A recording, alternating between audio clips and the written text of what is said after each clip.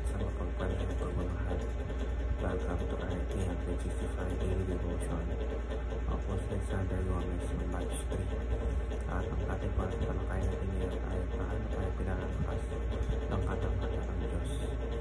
Ngayon po ang ating pag-aaralan ay tungkol sa Lamentations chapter 3 verses 22 to 23. At buksan po natin ang ating puso at isip sa mga nagsalita ng Diyos.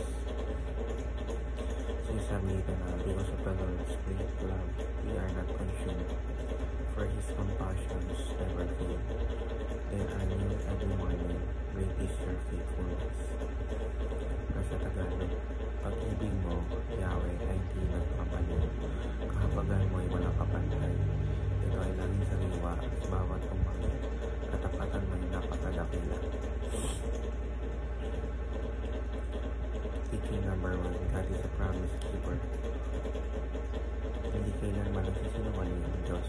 Kapag siya ay nakako, tinutupad niya ito sa tamang panahon at ayon sa kanyang kalooban. Mula pa noong panahon ng lumang tipan hanggang sa kasalukuyan, makikita natin sa kasaysayan kung paano tinupad ng Diyos ang kanyang mga pangako sa kanyang bayan, kaya't mapagkakatiwalaan natin siya ng buo.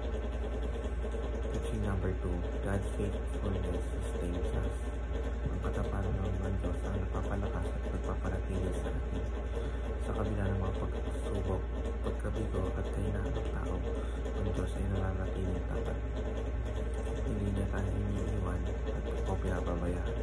Sa kanyang awa at habag, nagbibigay siya ng lakas at panibagong pag-asa araw-araw. Ang katapatan niya ay nagbibigay sa atin ang kakayahang magpatuloy. Teaching number 3, God is unchanging, then, now, and forever.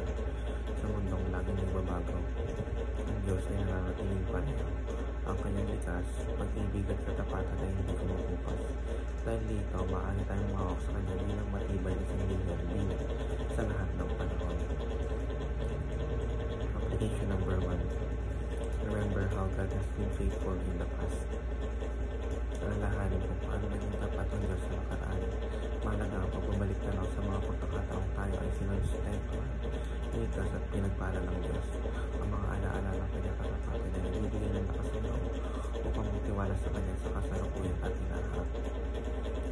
Application number 2. Endure the present with God's sustaining grace. Sa mga hamon ng buhay, hindi natin kailangan umasa lamang sa ating sariling kakayahan. Sa halip, dapat tayo humingi ng lakas sa Diyos araw-araw. Ang kanyang away sa liwa tuwing umaga, kaya't may panibagong grasya sa bawat araw na haharapin. Application number 3. Face the future by relying on God's faithfulness. Kahit hindi natin alam ang darating, maaari tayo maging taratag dahil alam natin ang tapat ng Diyos. At ano man ang mangyari, siya ay kasama natin at tutuparin niya ang kanyang mabubuting plano para sa atin. Yun lamang po ang aking devotions. Maraming salamat.